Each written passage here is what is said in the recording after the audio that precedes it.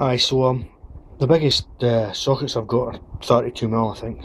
So it's not really happening on these bearings to go back into this secondary gear the clutch basket's bolted to.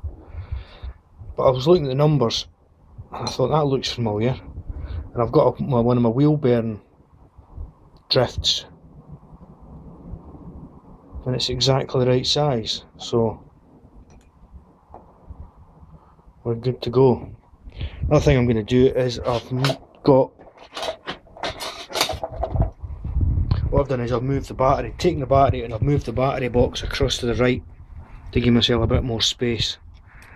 The washer is on this part of on the input shaft, and I've got some screw rod here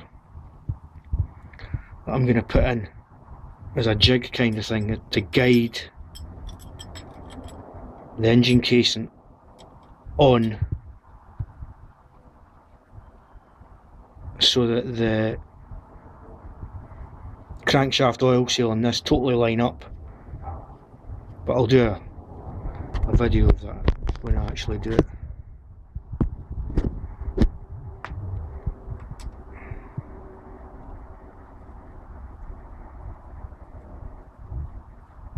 You get the idea, eh?